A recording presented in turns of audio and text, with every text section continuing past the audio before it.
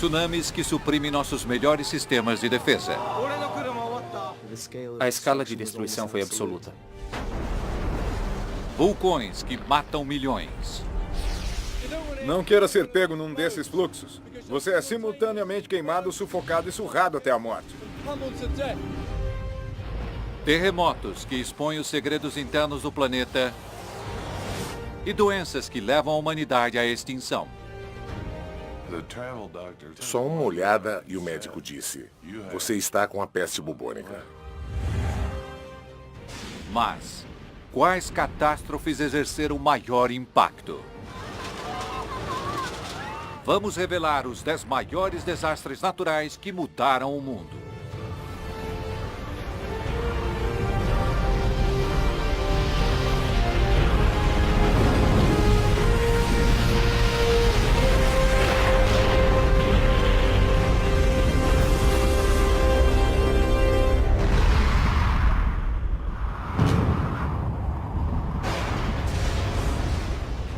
Um desastre natural.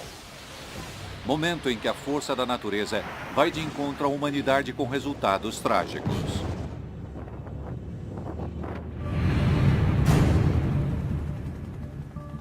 Juntamente com alguns dos maiores especialistas do mundo, fizemos uma lista dos 10 desastres mais devastadores de todos os tempos. 2, 1. Desastres são classificados pela magnitude, pelo legado, pelo número de mortes e pelos custos econômicos dos estragos que causam.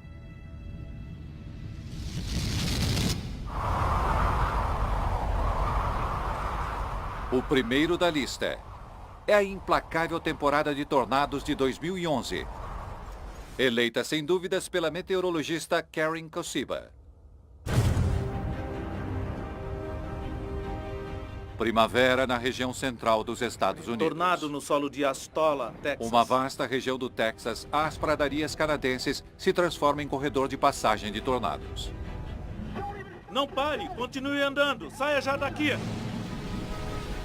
Esta parte do mundo está acostumada a ciclones, mas a manifestação de 2011 surpreende.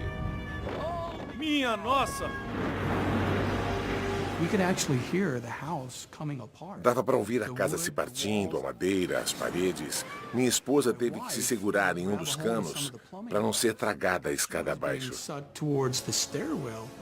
Olha! Destruição! Temporada de tornados nos Estados Unidos 2011. Registro dados de tornados há mais de 7 anos e não vi nada como a temporada de tornados de 2011. Especialistas em clima, como Karen, estão começando a entender como um tornado se forma.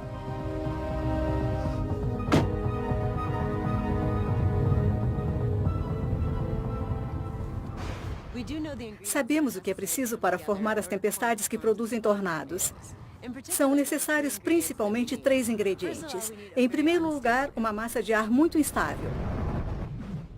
Também um cisalhamento do vento, ou seja, vários redemoinhos altos na atmosfera. E em terceiro, é preciso um gatilho, algo que inicie essas tempestades.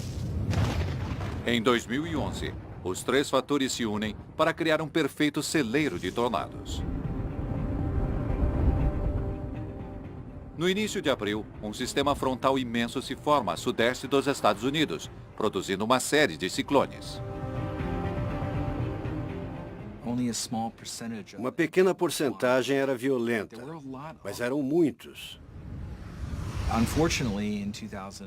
Infelizmente, em 2011, os tornados violentos assolaram cidades grandes, e foi aí que tivemos as maiores adversidades, com mortos e feridos.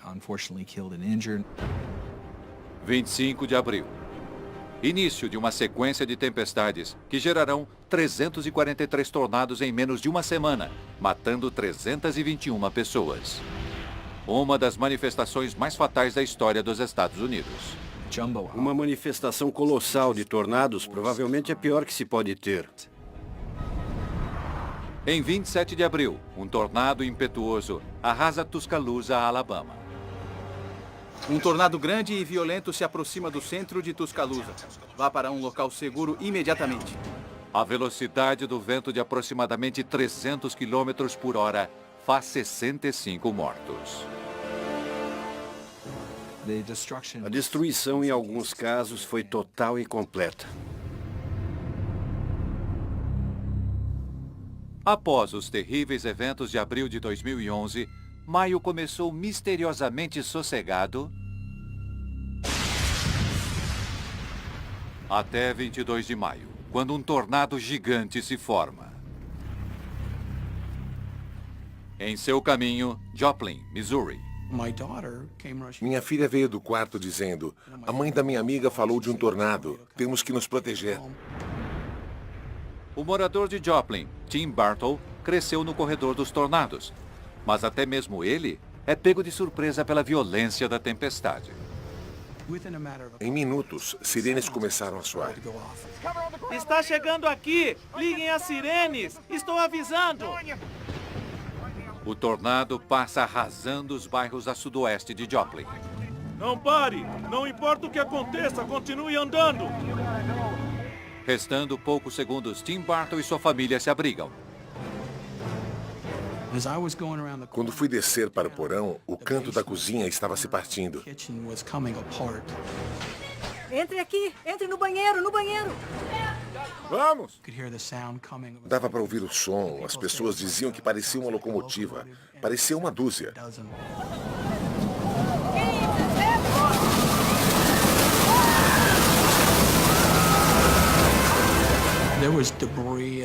Entravam escombros, pedaços de madeira, lama, barro, chuva, vidro, pedras e tijolos pela porta. E passavam por nós.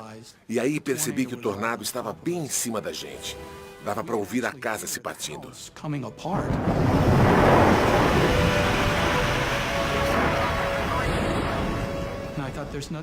Pensei que não havia nada entre nós e o tornado, apenas 2 centímetros da madeira do chão. E claro, minha família estava chorando histericamente. Amo vocês. Amo todos vocês. Amo vocês.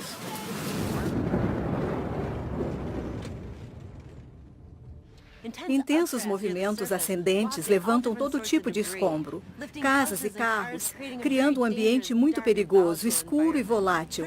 Os tornados são uma das forças da natureza mais devastadoras. O massacre causado pela ação direta de um tornado nível 5 está vivo na lembrança dos moradores de Joplin, Missouri.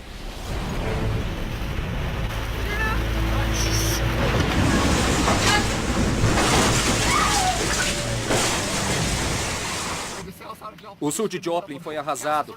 Casas pelos ares, pessoas jogadas longe, com certeza mortos e feridos. Tudo se foi, se foi. Eu não sabia a gravidade, mas tínhamos sobrevivido à incidência direta. Inacreditável. Vejam as casas. Foi quando vi pela primeira vez o que havia acontecido. Com ventos a mais de 320 km por hora, a energia liberada é equivalente à detonação de uma bomba de 10 toneladas. Tem alguém aí? Olá! Vem aqui, querida. Venha. A casa não existia mais, a cozinha tinha sido destruída. E havia partes de outras casas na nossa cozinha. E no meio do entulho, dava para ver um braço aqui, uma perna ali.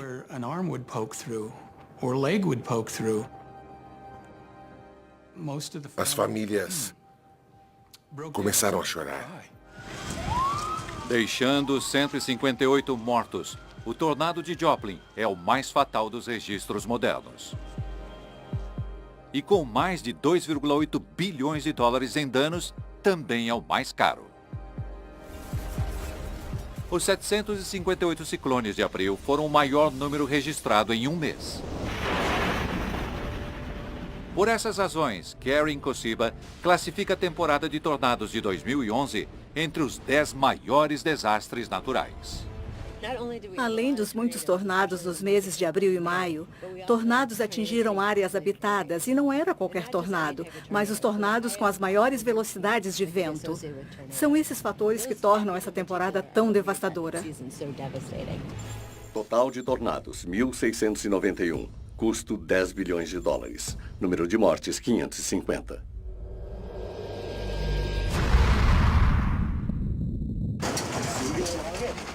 Março de 2011.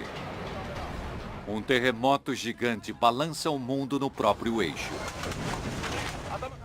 O epicentro, 65 quilômetros da costa do Japão. No Japão há tremores quase toda semana e uma incrível tecnologia para prevê-los. Minutos após o terremoto, um tsunami enorme é detectado correndo em direção ao litoral norte do Japão. O que se segue deixa o mundo abismado.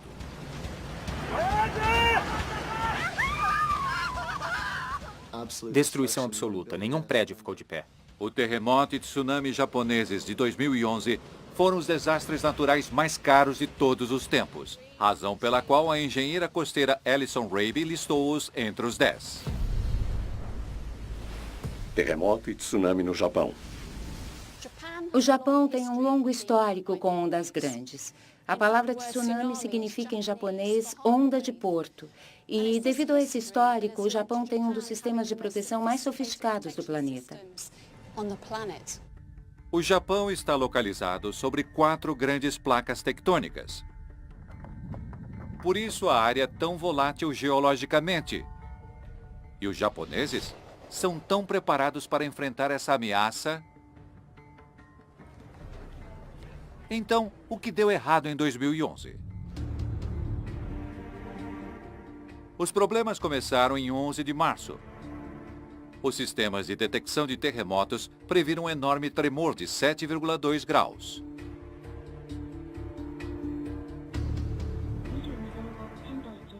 Avisos foram emitidos. Chris Alderson mora no Japão há 13 anos. E aprendeu a encarar esses tremores como parte da vida. Terremotos são tão comuns que as pessoas não se preocupam muito. Alguns são tão pequenos que nem são comentados. Outras pessoas prestam alguma atenção, comentam rapidamente com os colegas e voltam ao trabalho. Às 2h46 da tarde, o terremoto começa.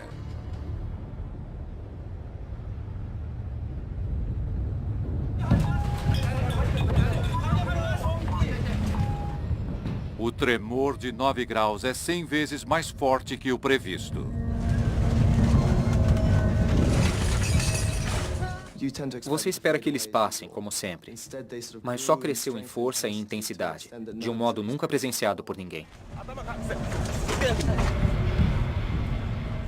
É o maior terremoto da história do Japão, um dos 5 mais fortes já registrados. O epicentro do terremoto está a 65 quilômetros da costa leste do Japão, onde 300 quilômetros da crosta terrestre sobem 5 metros. É um fenômeno sísmico conhecido como terremoto megatrust submarino.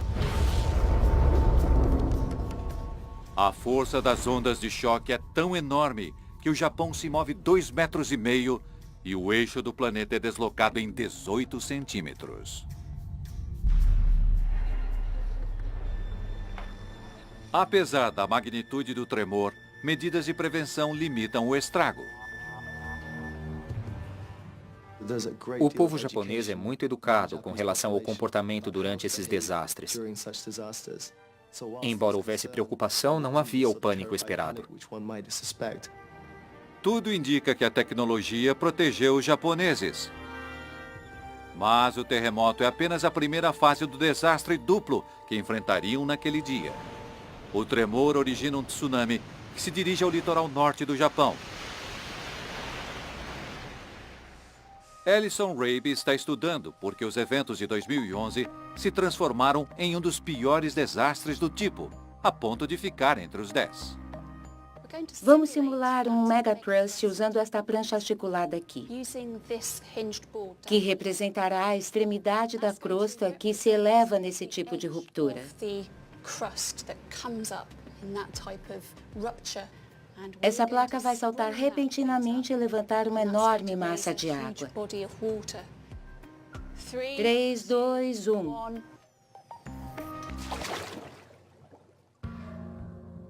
A céu aberto, A onda inicial é relativamente pequena, apenas 1 metro de altura.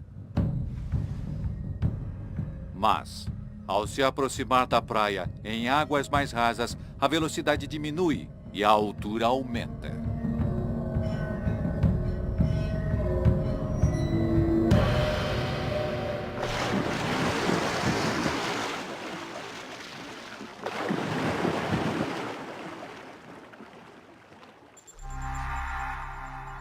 Consciente de que terremotos podem causar grandes ondas, o Japão tem um sofisticado sistema de alerta de tsunamis.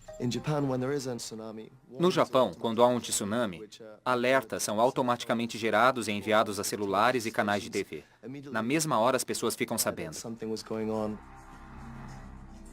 No litoral nordeste do Japão, as pessoas começam a evacuar as áreas ou se dirigir a abrigos indicados. O Japão tem uma das costas mais protegidas do mundo. Recriamos aqui algumas partes do litoral japonês. Rabe e sua equipe reconstruíram cidades específicas e suas defesas para analisar como receberam o tsunami. Começamos aqui na cidade de Kamaishi. Kamaishi possuía um porto de águas profundas e o quebra-mar mais profundo do mundo. Isso protegeu as muitas fábricas de aço e uma grande população. Mais ao sul temos o assentamento de Minami Sanriku. E aqui recriamos uma das estruturas verticais de evacuação. Havia placas claras indicando que subissem ali para escapar da onda por vir. E depois passamos para as planícies costeiras. Havia muros de sustentação de concreto e atrás uma floresta de pinheiros, tudo para proteger o assentamento. Os japoneses se prepararam para um risco calculado.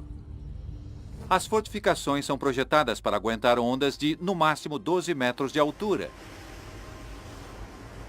Mas o tsunami que vem é um monstro que chega a 40 metros.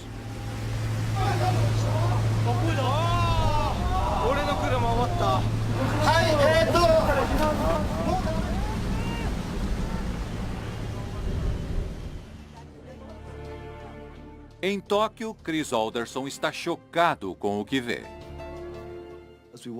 Vendo as imagens de centenas de milhares de pessoas perdendo as casas e sendo arrancadas de suas vidas cotidianas, foi algo que nenhum de nós compreendeu. Ellison Rabe recria o tsunami em miniatura.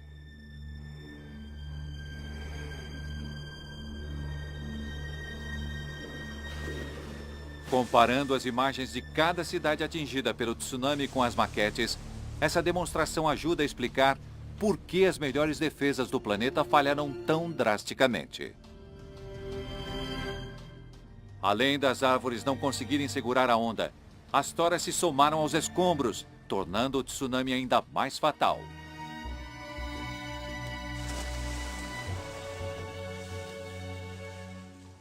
O abrigo em Minami Sanriku permaneceu intacto, mas muitos abrigos semelhantes estavam próximos demais da praia. Mais de 100 terminaram submersos.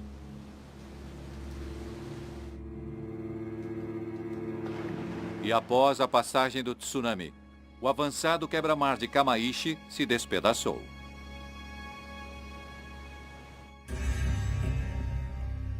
Para ajudar as vítimas, Chris Alderson foi ao norte alagado. Saímos da nossa vidinha cotidiana na cidade grande e viajamos para o que parecia o cenário de um filme pós-holocausto de ficção científica. Vimos pessoas arrancadas de suas casas, a magnitude da destruição e da morte. Havia um barco no meio da cidade e um caminhão grande no telhado de uma fábrica. Parecia outro mundo. Foi difícil acreditar que essa era a nova realidade.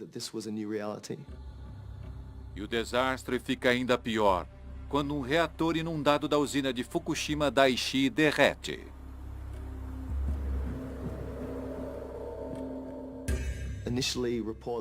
No início, os relatórios não eram confiáveis. Não tínhamos certeza do alcance da radiação, nem se a situação ia piorar ou ser controlada. Graças à coragem dos funcionários da usina, a situação foi controlada.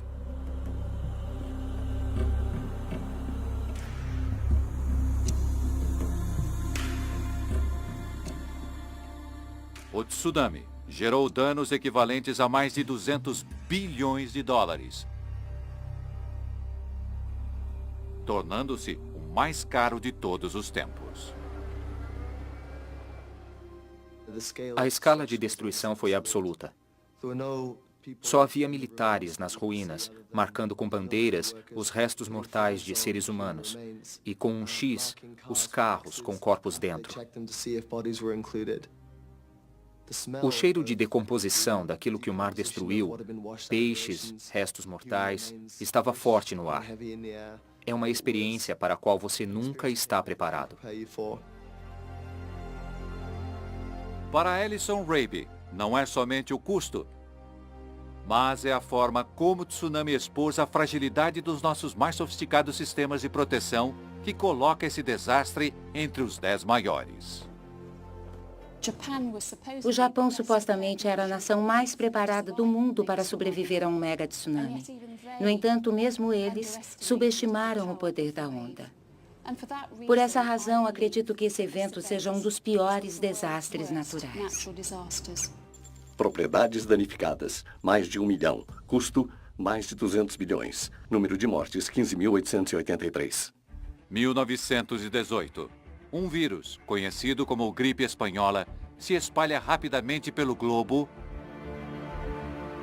dizimando todos os países onde chega. O vírus mata por volta de 30 milhões de pessoas em menos de 6 meses. 100 anos depois, seus descendentes letais se tornam uma das maiores ameaças que já enfrentamos. O CDC está trabalhando em uma vacina. We are closely monitoring the emerging cases of swine flu in the United States. A velocidade com que a gripe espanhola mata milhões é a razão pela qual o virologista Dr. Mike Leahy indicou-a como um dos 10 maiores desastres naturais. Gripe espanhola.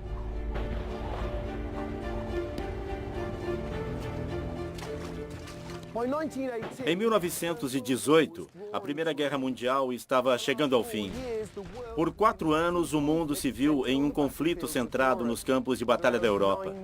Cerca de 9 milhões de soldados perderam a vida. Mas esses guerreiros estavam para enfrentar um inimigo bem mais mortal que qualquer adversário humano. Na primavera de 1918, um surto de influenza faz algumas vítimas registradas, mas em meio ao massacre dos combates, tais baixas não são prioridade. Sem que a linha de frente note, o vírus que causa a gripe está se tornando muito mais letal.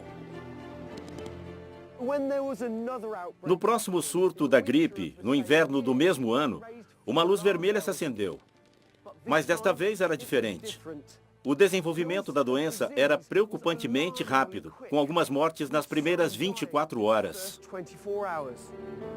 Até mesmo os médicos preparados para a guerra se assustaram com essa morte terrível. Os pulmões de muitas vítimas continham tanto líquido que eram comparados pelos patologistas aos pulmões dos afogados. Era o início de uma pandemia que afetaria praticamente todos os países do mundo e deixaria dezenas de milhões de mortos. Nos países em guerra, as notícias sobre o surto eram limitadas.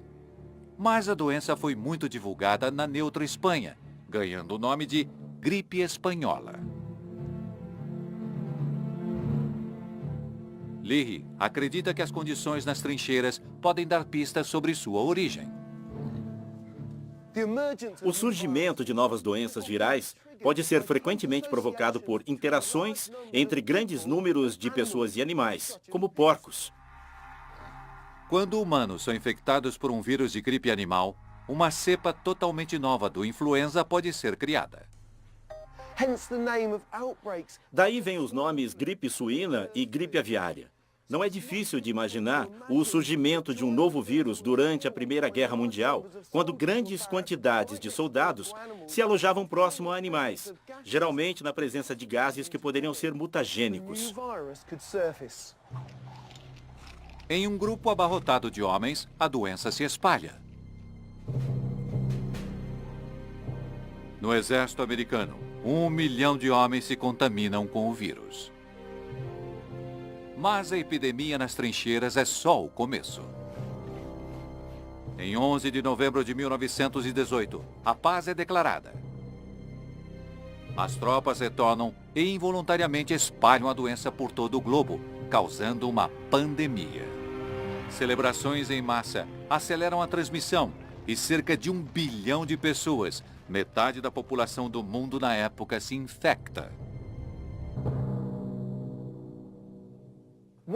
Um dos aspectos mais assustadores da epidemia de 1918 foi a maneira como derrubava os mais jovens. A mortalidade entre 15 e 34 anos era 20 vezes maior que as outras gripes. Por que a gripe espanhola era tão fatal para quem era supostamente mais saudável? Compreender como o vírus ataca o corpo pode ser a resposta. A questão da gripe espanhola e de outras pandemias é que o sistema imunológico ataca o revestimento do pulmão e líquidos e fluidos vazam. As pessoas começam a se afogar nos próprios fluidos. Devia ser horrível de passar por isso e de observar também. Há muitas descrições na literatura médica de pacientes ficando lentamente azuis. Enfermeiras e médicos já sabiam que esse era o fim. E não era exclusividade dos mais fracos e velhos, muito pelo contrário. Com certeza. Ser jovem e saudável contribuía, porque o que causava o dano aos pulmões era, em parte, o sistema imunológico e a chamada tempestade de citocina. O sistema imunológico começava a prejudicar os pulmões, o que permitia a entrada de líquidos e fluidos e o literal afogamento. Os vírus, descendentes da gripe espanhola, ainda arrebatam vidas no século XXI. Em 2009, a gripe suína H1N1 mata mais de 500 mil pessoas, levando a Organização Mundial da Saúde a dar o alerta de pandemia mais alto. A gripe suína é apenas uma das muitas doenças que remontam ao surto da Primeira Guerra Mundial. Outras doenças podem ter feito mais vítimas, mas nenhuma com tal velocidade. Em 12 meses, a gripe espanhola tomou a vida de 20 a 100 milhões de pessoas. Potencialmente, 10 vezes mais que o número de mortes de soldados durante 4 anos de guerra. Nos Estados Unidos, a epidemia reduziu a expectativa de vida em 10 anos. São estatísticas assustadoras que colocam a gripe espanhola na lista dos maiores desastres naturais. Contaminação global. Pessoas infectadas, 1 bilhão. Número de mortes, até 100 milhões.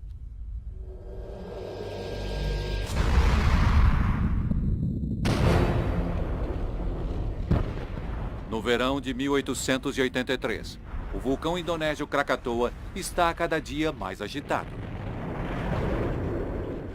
Em breve explodirá em meio às águas num espetáculo terrível que garantirá seu status emblemático.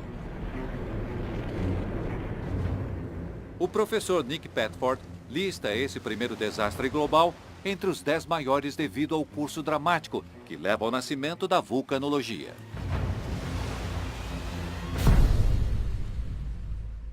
Krakatoa.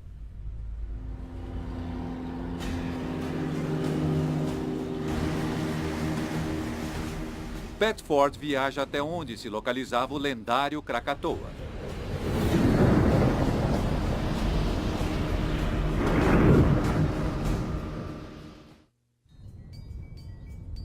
Anak Krakatau é um dos lugares com maior atividade vulcânica do planeta. Aqui, uma grande placa tectônica é empurrada para debaixo de outra, levando à superfície a lava superquente.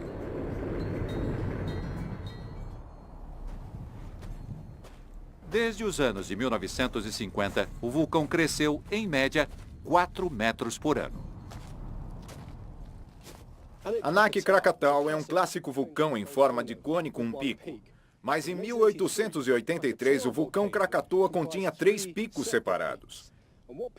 As pessoas achavam que eram 3 pequenos vulcões.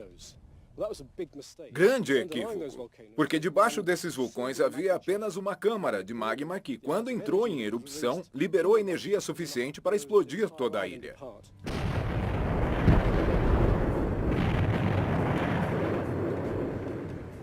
Na época, centenas de europeus viviam na região, comercializando as especiarias que cresciam nos férteis solos vulcânicos. Mas havia um holandês, Roger Verbeek, que era geólogo e passou o verão anterior à erupção de 1883 estudando as ilhas. O relatório de Verbeek teve papel crucial no estabelecimento do legado do Krakatoa. Domingo, 26 de agosto de 1883. A calma da manhã é perturbada por uma grande explosão atrás da outra. Pistas de como a erupção de 1883 podem ser observadas em Anak Krakatau, que foi assolada com enormes bombas de lava. Esta peça é grande, tem o tamanho de um carro. E ao meu redor há 2 ou 3 bombas semelhantes. Mas em 1883, com Krakatoa em plena erupção, o céu deve ter ficado cheio de centenas de bombas como esta, voando não apenas metros, mas dezenas de quilômetros. Literalmente caiu uma chuva de fogo. Às 2 da tarde, uma nuvem negra, 3 vezes maior que o Monte Everest, surge do vulcão. Sabemos através dos relatos de testemunhas oculares as consequências imediatas. O céu escureceu, o dia virou noite porque muitas cinzas e poeira foram jogadas na atmosfera. Mas os efeitos foram sentidos muito além da Indonésia. As pessoas falavam de um pôr do sol estranho, com cores vivas, em Londres, Paris e Nova York. Tudo isso tinha a ver com a erupção vulcânica de 1883. 27 de agosto, 5 da manhã. 4 erupções monstruosas rasgam o vulcão. A força da explosão é 13.000 vezes maior que a da bomba lançada em Hiroshima. O som gerado é o mais alto registrado na história. Jorram das erupções explosivas bilhões de toneladas de rocha pulverizada, cinzas escaldantes e gás que corre para longe do vulcão. Calcula-se que esses fluxos piroclásticos têm força suficiente para escalar mais de 800 metros, 2 vezes o tamanho do Empire State. Talvez esperassem que o fluxo piroclástico fosse contido ao atingir o mar, por causa da água, mas não é o caso. Algumas vezes, se forte e quente o suficiente, o fluxo piroclástico pode atingir o mar e continuar viajando. Forma-se uma fumaça diante do fluxo que o protege da água. Sabemos que foi o caso na erupção de 1883, porque naquela manhã, os moradores de um vilarejo chamado Kitimbang se reuniram para assistir ao espetáculo. Em minutos, a massa super rápida e quente de escombros cruza 40 quilômetros de água em direção a Ketimbang. Provavelmente a última coisa que viram foi um fluxo piroclástico surgindo das ondas. Não queira ser pego num desses fluxos. Você é simultaneamente queimado, sufocado e surrado até a morte pelas pedras. Cerca de 1.000 moradores de Ketimbang morrem instantaneamente. E o desastre ainda não acabou. Durante os últimos espasmos, o vulcão Krakatoa ruiu no oceano. A queda gera um tsunami de proporções épicas, que viaja a 320 km por hora. Em seu caminho, o pequeno assentamento javanês de Anjer. Na costa oeste de Java, um farol holandês, muito semelhante ao que existe hoje, eleva-se sobre as construções ao redor. Construído para suportar as piores condições climáticas. Mesmo com o tsunami se aproximando, o guarda e sua família decidem permanecer no farol para garantir sua operacionalidade. Em uma construção como esta, de aço reforçado, devem ter se sentido protegidos, até da onda mais poderosa. Mas além do poder da onda, há enormes pedaços de rocha do fundo do mar. Quando a onda bateu, tinha 40 metros de altura. São 130 pés, mais ou menos a altura que estou agora. A onda levantou do fundo do mar montes de corais e atirou-os contra a lateral do farol. Apesar de reforçado por uma viga de aço, o farol desabou.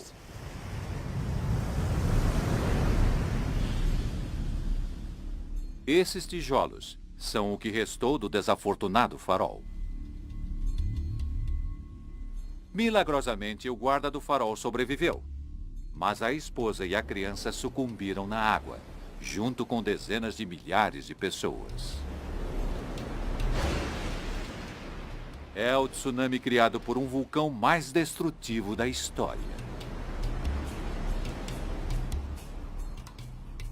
No pôr do sol de 27 de agosto de 1883, o Krakatoa não existe mais. O vulcão explodiu e se extinguiu.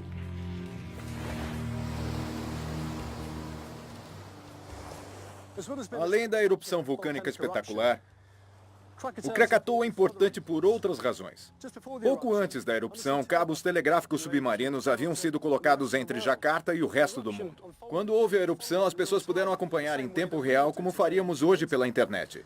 Nesse sentido, o Krakatoa foi o primeiro desastre global registrado.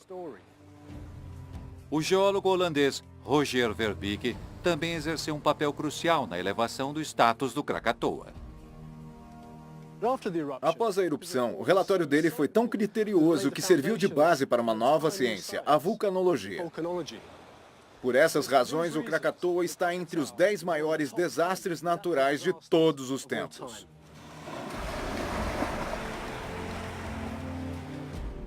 Altura da nuvem de cinzas, 80 quilômetros. Força da explosão, 195 megatons de TNT. Número de mortes, mais de 36 mil. Em 24 de agosto de 2005, uma tempestade tropical se forma sobre as Bahamas. 5 dias depois, deixará a cidade de Nova Orleans em ruínas. Tudo se foi em um piscar de olhos. Uma sucessão de eventos naturais e erros humanos conspirarão para fazer do furacão Katrina o mais dispendioso do mundo. Tudo se foi. Por essas razões, o meteorologista Tim Marshall acredita que esse desastre deve estar entre os 10 maiores. Furacão Katrina.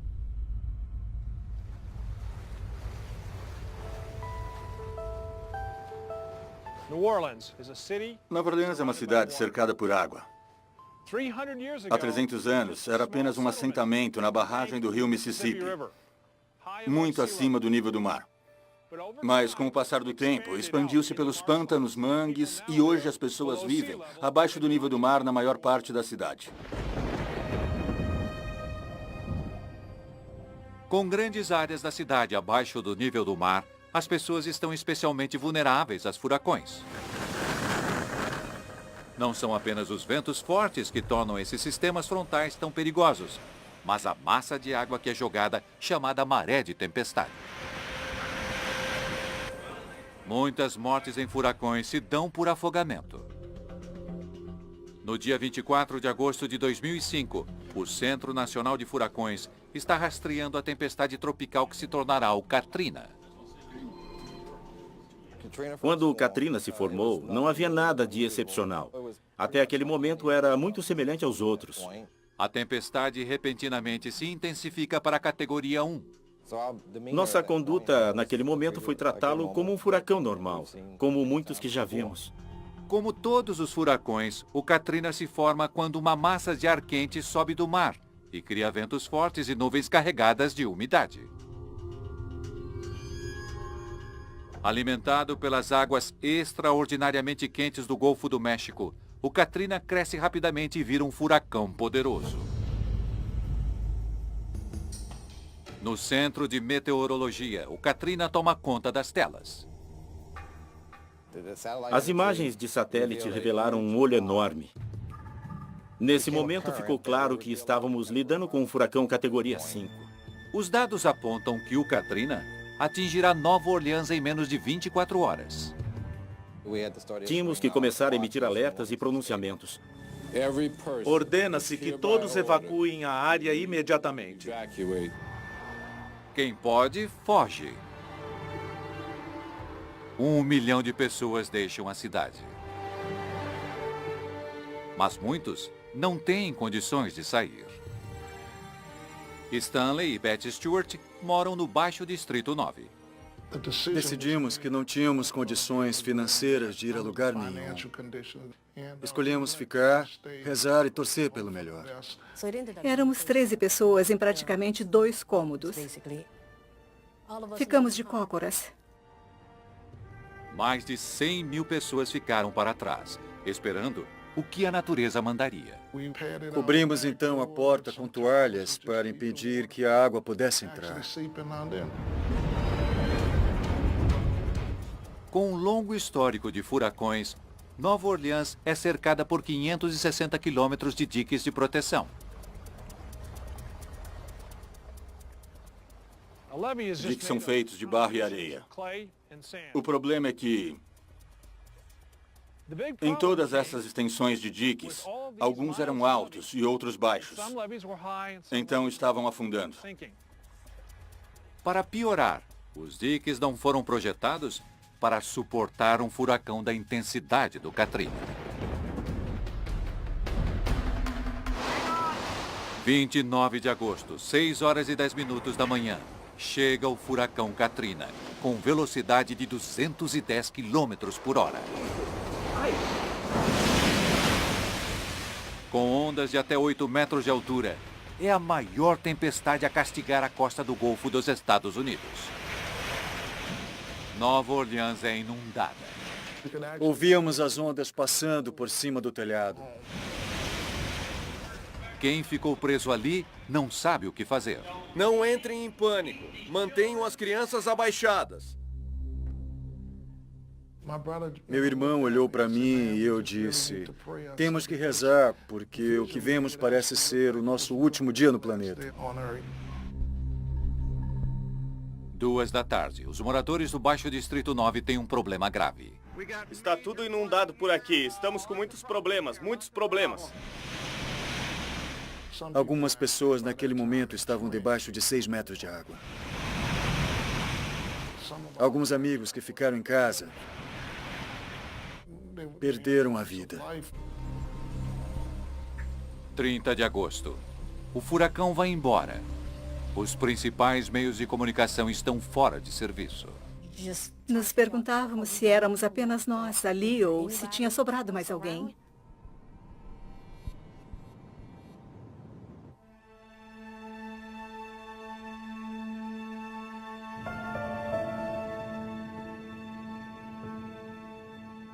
Com a maior parte de Nova Orleans debaixo d'água, os serviços de emergência ficam perdidos. Conseguiram nos passar por rádio. O dique do canal da Rua 17 estourou e a água até o telhado das casas em Lakeville. Minha vida mudou naquela hora. Todo mundo entendeu que a situação era completamente nova. A cidade estava inundada. Chris e seus colegas enfrentam um desastre de proporções épicas. Por todo lado, havia corpos flutuando. Faltou médico legista para tantos mortos.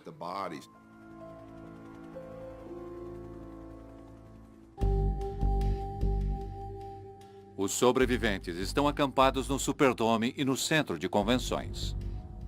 As condições no centro de convenções estavam insuportáveis. As pessoas achavam que o abrigo teria luz, comida, roupas ou água, mas não havia nada. As pessoas foram literalmente abandonadas nas ruas. As mais de 46 mil pessoas não tinham opção a não ser se virar. As pessoas morriam por falta de recursos.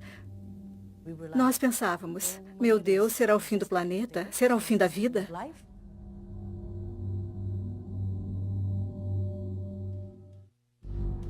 O fracasso das autoridades em resgatar e evacuar a área maximizou ainda mais o desastre. O que pegou todo mundo de surpresa foi a inundação.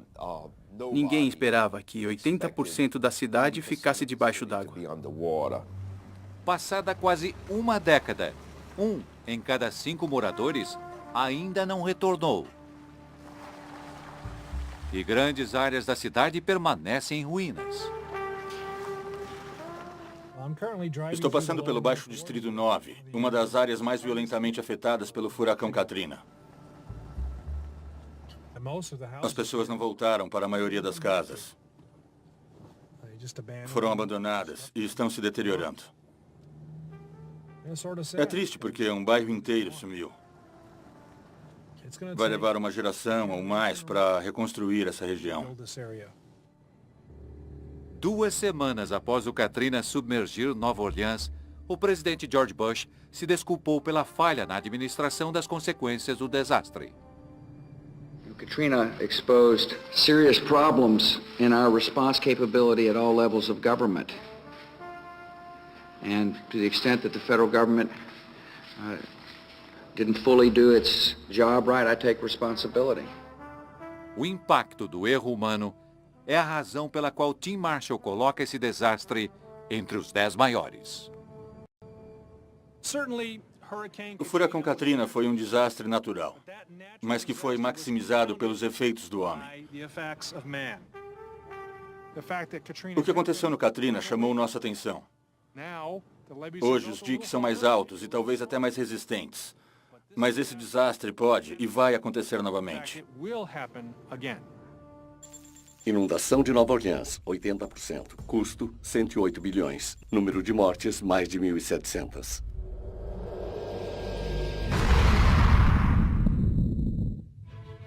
A Terra era assim no fim da última era glacial. O hemisfério norte coberto de gelo. A Europa praticamente irreconhecível. Mas evidências sugerem que o mapa mundi está prestes a ser redesenhado por um mega dilúvio de proporções bíblicas. O oceanólogo Simon Boxall fica fascinado com a ideia de uma enchente que alterou o planeta e a indicou para a lista dos 10. A grande enchente. Esse desastre começa há 10 mil anos, no final da última era glacial. Uma geleira gigantesca cobrindo a área que hoje é o Canadá está derretendo. Com o degelo, forma-se um vasto lago de água doce, maior que o Texas. Certo tempo, a água foi contida por um paredão de gelo. Mas há 8.500 anos, esse gelo cedeu, despejando essa massa de água colossal nos oceanos de todo o mundo. O impacto nos níveis do mar que já se elevavam foi drástico. Subiram de 1 a 2 metros em um curto período de tempo.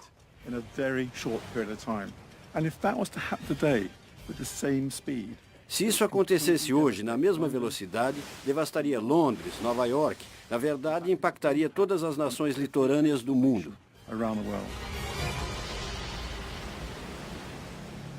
E no passado, a elevação do nível das águas que se espalharam pelo planeta também pode ter levado a um desastre. Porque, segundo alguns estudos, a área hoje coberta pelo Mar Negro era lar de uma das maiores populações da época. Há 9.000 anos, aqui havia um vale enorme que dava em um lago de água doce gigantesco. Havia vários assentamentos, fazendas, uma população de mais de 100 mil pessoas. Mas tudo isso mudou com a enchente. O Mediterrâneo começa a transbordar por causa da mega enchente e inunda a região, transformando uma terra fértil em um mar de água salgada.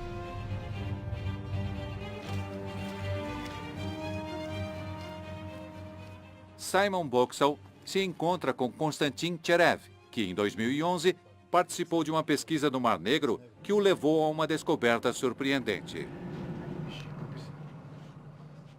Quando escaneamos o fundo do mar, encontramos uma formação muito incomum. Um tipo de morro circular, pouco comum no Mar Negro. Então decidimos mandar uma sonda para pegar uma amostra.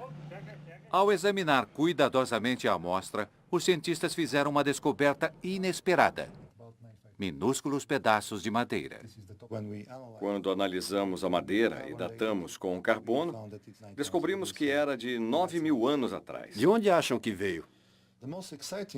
O cenário mais empolgante é que esse morro submerso seja um assentamento humano, porque o tamanho, o formato e a altura batem exatamente com os assentamentos de terra encontrados em todo o leste europeu.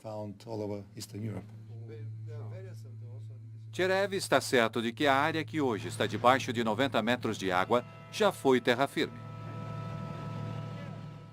Tenho certeza absoluta disso. Para saber mais sobre o povo que habitava a região quando houve a enchente, Simon Boxall teve raro acesso a um incrível achado arqueológico.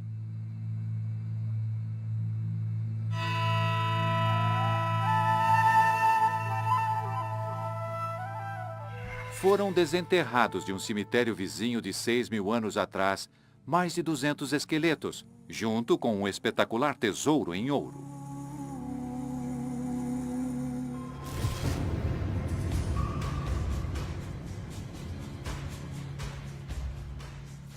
O especialista Risto Smolenov acredita que joias feitas com tamanha precisão são prova de uma civilização avançada. Por exemplo, estes são dois objetos em ouro, separados e muito diferentes. No entanto, se encaixam perfeitamente. Isso é mais do que se espera de uma cultura de 7.000 anos. É uma supercultura. É incrível ver a precisão das medidas em uma cultura tão antiga. Risto acredita que essa supercultura vivia na passagem da mega enchente.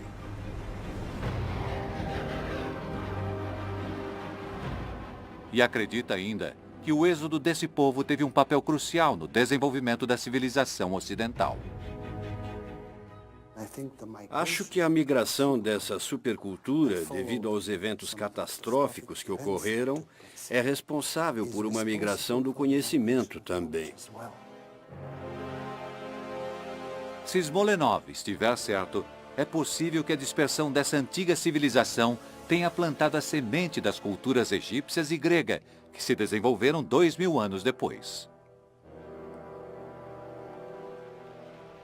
Simon Boxall está convencido do efeito profundo que essa mega enchente teve na humanidade.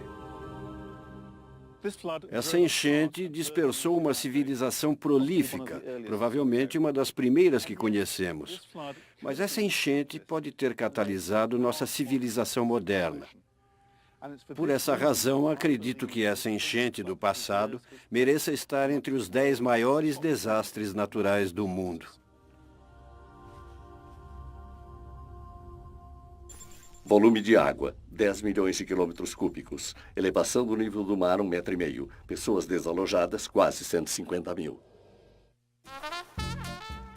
1906. São Francisco é a maior e mais poderosa cidade da costa oeste dos Estados Unidos. Mas esses habitantes não sabem que estão vivendo sobre uma bomba relógio. Tudo está prestes a mudar com um grande tremor.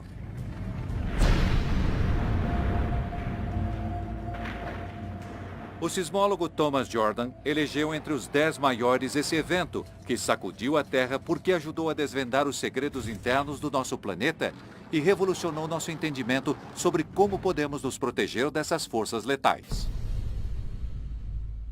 Terremoto em São Francisco, 1906.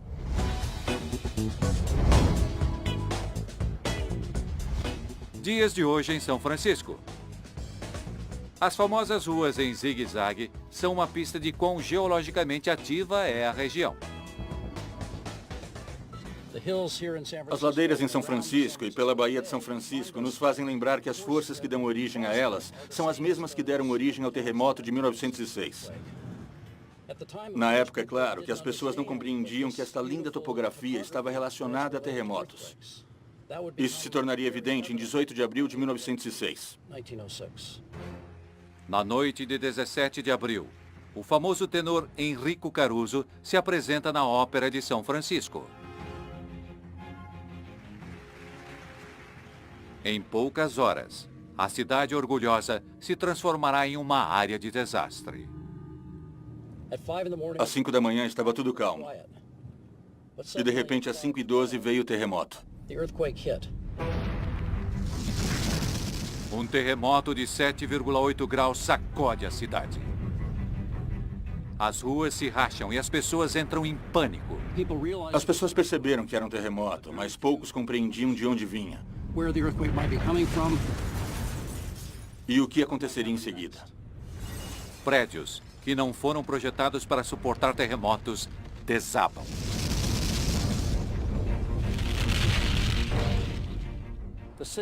A prefeitura era o maior prédio a oeste do rio Mississippi. O que os homens levaram 25 anos para construir, o terremoto destruiu em 2 minutos.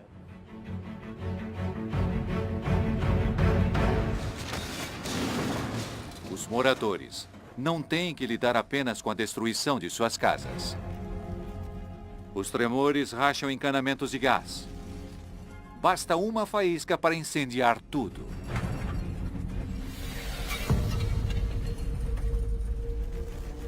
Em poucas horas, o inferno consome São Francisco.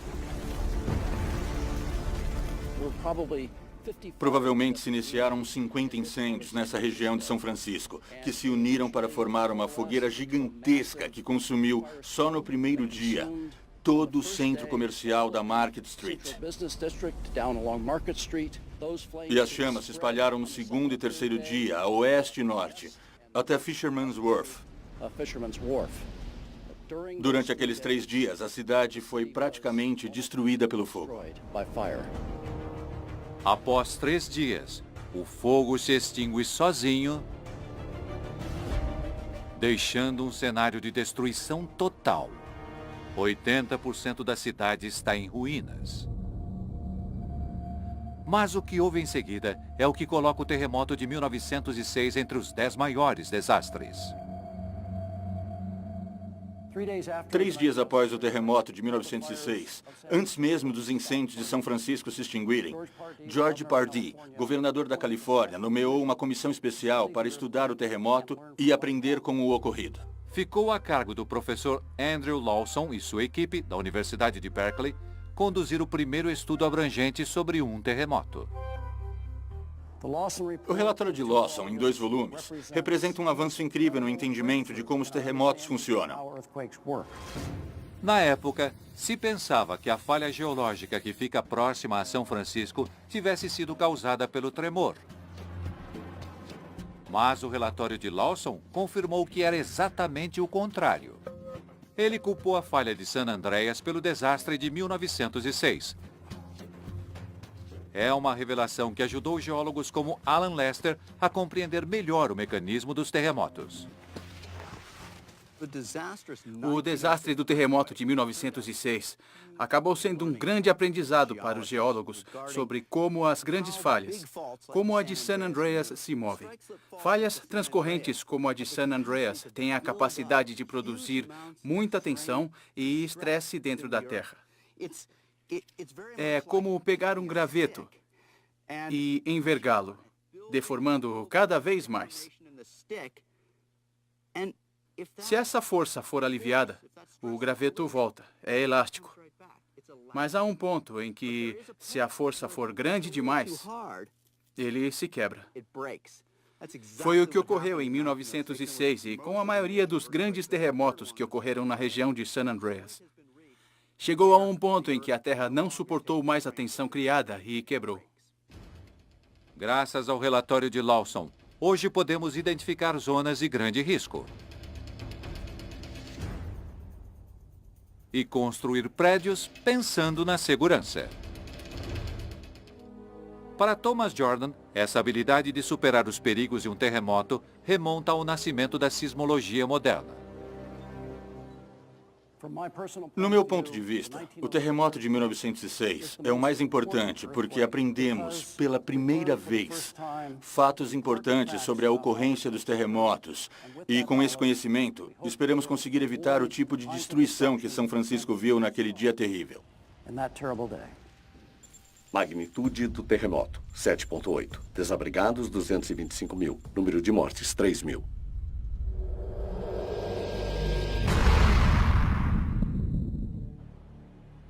7 de junho de 1783. Por semanas, um estrondo soando das profundezas da terra perturbou a paz do interior da Islândia. Em 24 horas, a terra se rasgará e se transformará em um inferno. É o início de um cataclisma tóxico que tragará o hemisfério norte, fazendo inúmeras vítimas da Europa à Ásia. Embora esse desastre seja relativamente desconhecido, o vulcanólogo Thor Thordarson o classifica como a erupção vulcânica mais fatal de todos os tempos e o elenca entre os 10 maiores.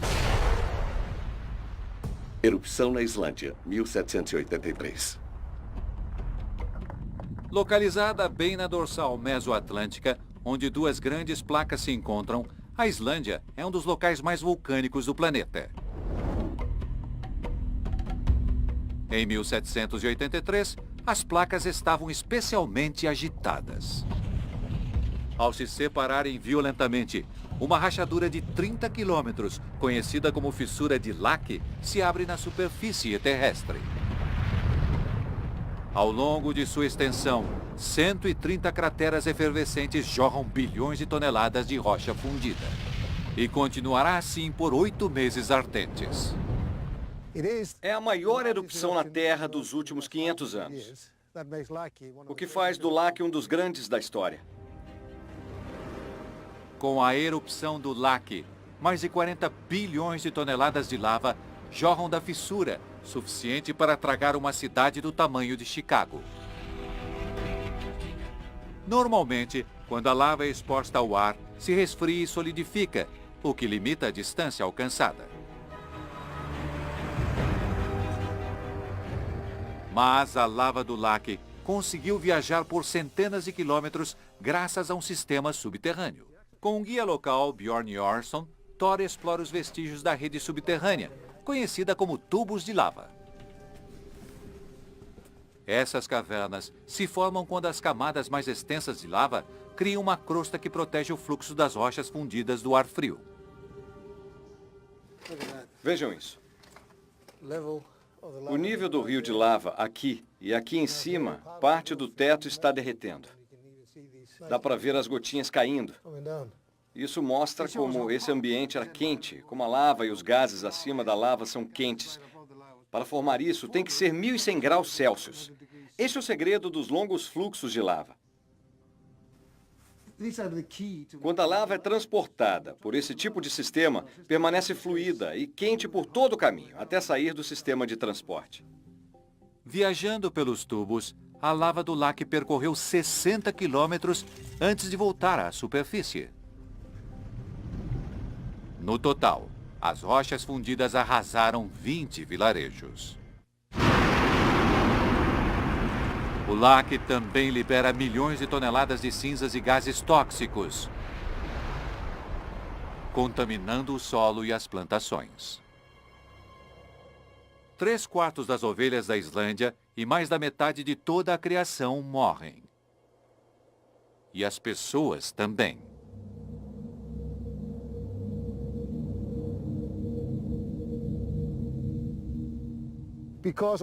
Devido à fome e às doenças, 21% da população da Islândia sucumbiu em consequência da erupção do Laki. Mas a erupção do Laki teria um efeito ainda mais desastroso no resto do mundo. Embora remotos, os vulcões islandeses podem produzir consequências à distância, como provado por eventos recentes. A nuvem do Laki tomou boa parte do hemisfério norte, carregando algo muito mais letal que apenas cinza. Mais de 120 milhões de toneladas de dióxido de enxofre foram emitidos e reagiram com a atmosfera, produzindo aerossóis sulfúricos. Os aerossóis bloquearam o calor do Sol, derrubando a temperatura global. Na Europa, o frio levou à escassez insuportável de alimentos. Alguns especialistas acreditam que isso motivou camponeses famintos a se revoltarem na França, o que levou à Revolução Francesa de 1789. Do outro lado do Atlântico, as temperaturas também caem drasticamente. Na fronteira leste dos Estados Unidos, o inverno de 1783 e 84 é o mais longo e severo já registrado. Fez tanto frio que as pessoas viram gelo no rio Mississippi. A influência nociva do lac no clima bagunçou o ciclo das monções, levando a um colapso generalizado das safras. 1/6 da população do Egito e muitos por toda a Índia e norte da África morreram de fome. No total, o lac deve ter causado a morte de mais de 2 milhões de pessoas em 1783. Apesar da localização remota, o lac exerceu um grande impacto em todo o planeta. Alterou o clima global e causou fome mortal até na África e na Ásia. O impacto na natureza, na atmosfera, no clima, nas pessoas e na história, na minha opinião, torna esse um dos desastres naturais mais importantes. Duração da erupção, 8 meses. Lava lançada, 42 bilhões de toneladas. Número de mortes, mais de 2 milhões. –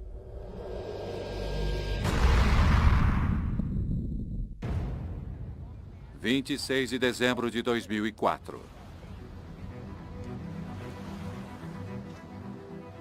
Turistas relaxam nas praias do Oceano Índico.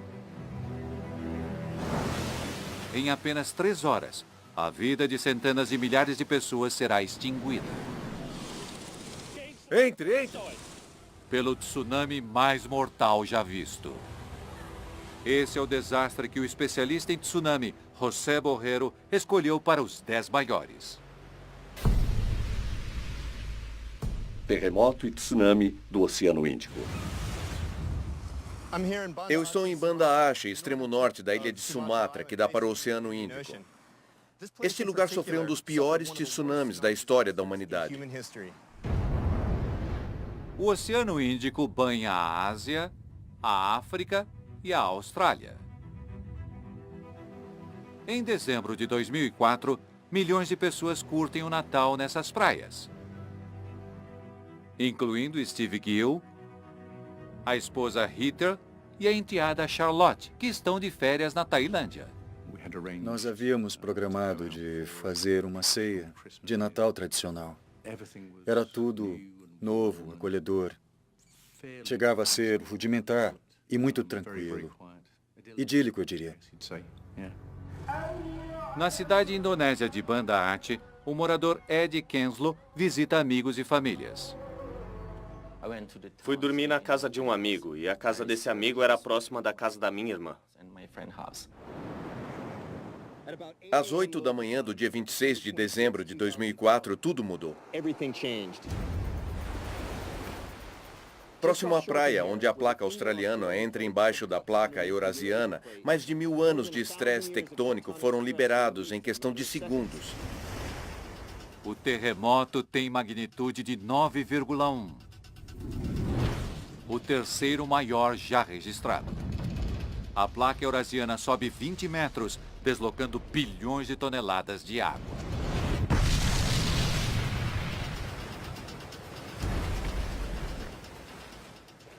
A onda resultante viajou a leste para a Tailândia e Indonésia e a oeste para a Índia e Sri Lanka. E no caminho do tsunami estavam milhões de pessoas. Chegando a 800 km por hora, o tsunami levará 30 minutos para atingir a costa de Sumatra. Cerca de 1 hora depois, chegará à Tailândia.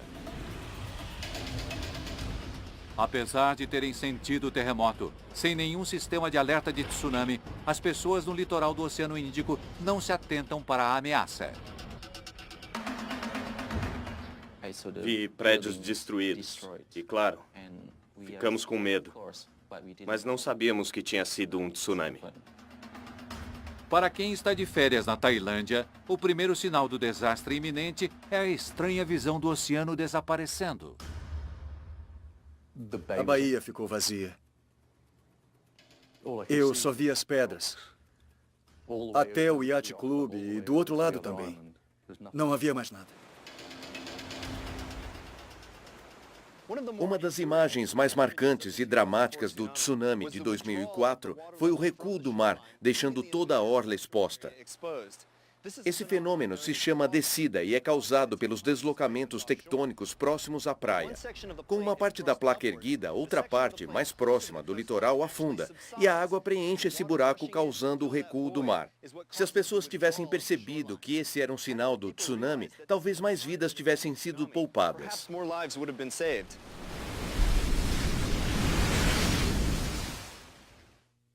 Nessa hora, as pessoas deveriam ter começado a correr. Mas a visão curiosa atrai as pessoas à praia. Era bizarro, mas fascinante. Cheguei a sair rapidamente para olhar, mas lá fora pensei, isso não está certo. Está errado. Não sei exatamente como, mas está errado. Quando muitos resolveram reagir, era tarde demais. Eu, minha esposa e minha enteada conversamos sobre o que fazer, mas basicamente não conseguimos realizar. Às 8h15 da manhã, o tsunami atinge o norte de Sumatra. A cidade de Banda Aceh, lar de mais de 250 mil pessoas, vivencia toda a sua força. Estou no centro comercial de Banda Aceh e foi desta esquina que algumas das imagens mais dramáticas do tsunami foram feitas. Na rua atrás de mim, o tsunami vem subindo, formando um canal entre os prédios. Vendo o vídeo, vemos que o tsunami avança devagar. Por isso as pessoas conseguem escapar simplesmente correndo ou andando. Mas essa região de Banda Aceh é muito distante do oceano e as pessoas não sabiam o que fazer. A profundidade e velocidade aumentam tanto que o único jeito é subir em algum lugar. E foi isso que esse cinegrafista amador fez. Ele subiu aqui.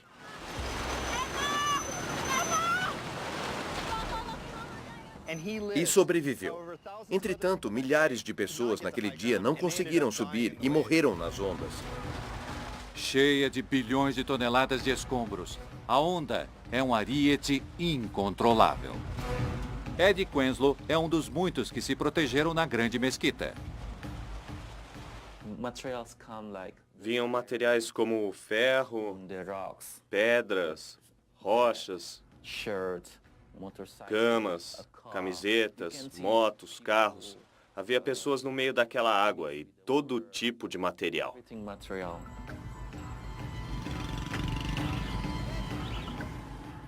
A onda do tsunami passou por aqui. Esses prédios são construções fortes de concreto. Muitos não foram derrubados pelo tsunami, mas a água correu por eles, entre eles, e na verdade formou-se um canal, aumentando a velocidade e profundidade. As águas aqui não passaram do primeiro andar. Não passaram de 2,5 metros, 3. Muitos conseguiram escapar apenas subindo para o segundo andar, como o cinegrafista fez na esquina. Eu pensava, vou morrer. E vi que muita gente precisava de ajuda. Mas eu não podia ajudar, porque era gente demais. Eu vi muitos bebês. Claro que precisavam de ajuda. Às vezes eu pegava e colocava no alto. Não sabia onde pôr, não havia lugar, estava tudo inundado. Era água por toda parte. 30 minutos após atingir Banda Aceh, o tsunami devasta a ilha tailandesa de Phuket. Entre! O bangalô de Steve Gill está bem no caminho. Acho que paramos de falar quando ouvimos o bramido do mar. Não dava para ver ainda. Só vimos a onda quando olhamos para o corredor entre os dois prédios. Estava viajando a uma velocidade estimada de 300 a 500 km por hora.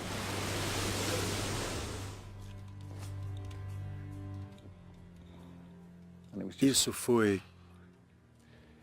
A paisagem foi coberta pelas águas 9 metros de altura. Naquele momento não havia o que fazer. Nada. Lembro de ser atingido pelas águas. Para falar a verdade, eu não tinha nenhuma esperança de sair dessa. Era o fim de tudo. Era tamanho poder que não há espaço para um plano de fuga.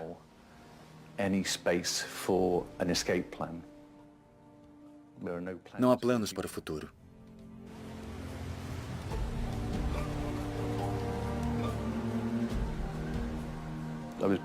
Eu fui encontrado, parado, em meio aos destroços, a uns 500 metros. Embora logo tenha encontrado a enteada, Steve nunca mais veria a esposa viva. Nos 20 minutos seguintes, 3 ondas gigantes de até 10 metros vão de encontro ao pequeno resort. 1000 toneladas de água invadindo cada metro de litoral. Praia a praia, onda a onda, o tsunami traz morte e destruição. Na Tailândia, faz mais de 5.000 mortos e 3.000 desaparecidos. Na Indonésia, o tsunami acabou com Banda Aceh. Eu não conseguia entender por que eu perdi meu melhor amigo. Eu fiquei pensando, por que Deus não me levou no lugar dele? E minha tia também. Não encontramos os corpos deles. Meu primo, muitos primos faleceram e não encontramos os corpos. No total, as ondas atingiram 14 países do Oceano Índico, fazendo vítimas até mesmo na África. O número de mortes final fará do tsunami de 2004 o mais letal de todos.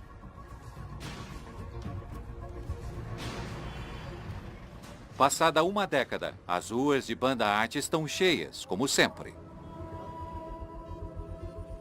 E lições foram aprendidas. Prédios como este foram construídos por toda a região para servir de refúgio seguro caso surja outra onda assassina. Para José Borrero, são uma lembrança poderosa da razão pela qual ele considera esse desastre um dos piores de todos. A combinação de um terremoto excepcionalmente grande e um tsunami que causou um número de mortes tão devastador em tantos países torna o tsunami do Oceano Índico de 2004 um dos 10 maiores desastres naturais. Magnitude do terremoto, 9,1. Desabrigados, mais de 1,5 milhão. Número de mortes, mais de 220 mil.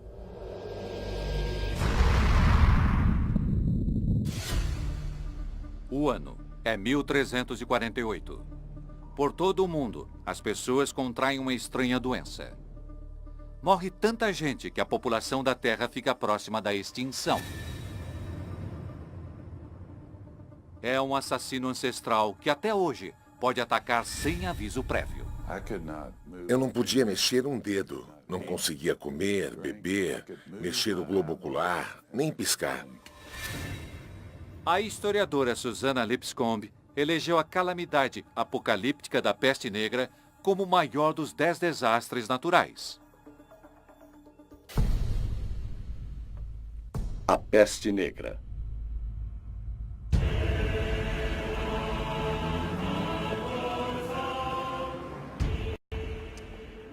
O ano é 1348. Um dos mais extraordinários e, para historiadores como eu, um dos mais fascinantes episódios da história mundial está prestes a ocorrer. Comenta-se por toda a Europa medieval que pessoas estão morrendo de uma praga estranha. Chegando à Inglaterra, estava em Londres, e a grande população de Londres não podia fazer nada para contê-la.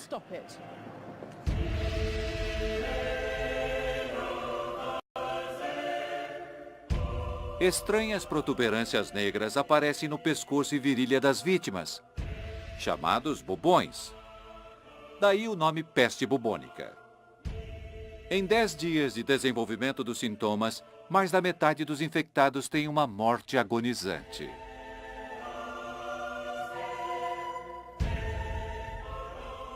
Mas a peste bubônica não é uma doença que ficou no passado.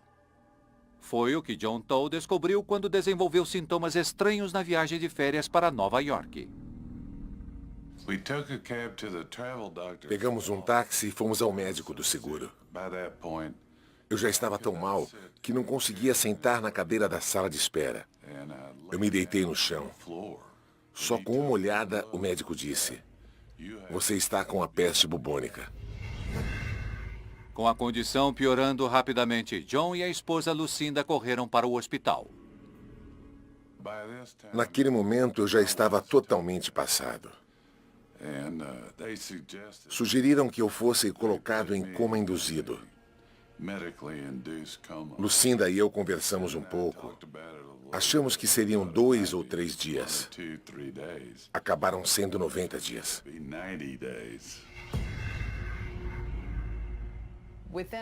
Quando ele estava 2 dias em coma, as extremidades dele começaram a ficar pretas, mãos e pés. Hoje, no Ocidente, as chances de pegar a chamada peste negra são mínimas. Mas no século XIV, as condições eram perfeitas para a peste se espalhar rapidamente. A população mundial se expandiu drasticamente nos séculos passados.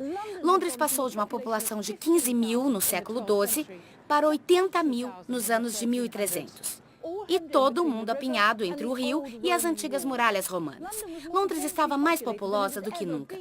Condição ideal para o surgimento de uma epidemia. As condições eram péssimas. Sem um sistema de esgoto, dejetos humanos e animais corriam pelas ruas como um rio. Apesar da sujeira, a Londres medieval é um próspero centro internacional de comércio, como hoje. Isso aqui parece totalmente moderno, mas o comércio faz parte de Londres desde a era medieval. A cidade era lotada, era um centro comercial.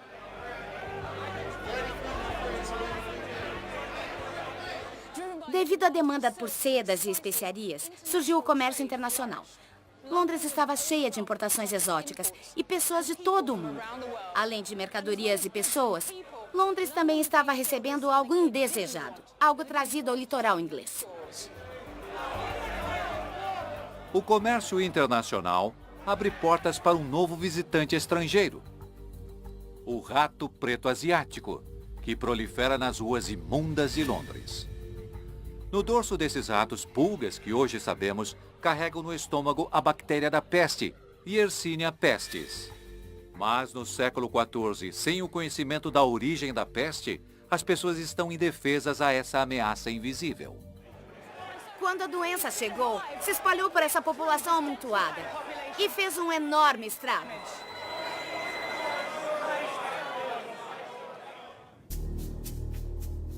Embora pouco comum, ratos com pulgas infectadas ainda são encontrados em regiões dos Estados Unidos. Vivemos num sítio de 2 hectares na zona rural. E deve ter centenas de roedores nesses 2 hectares. 1/3 deles pode ter a peste.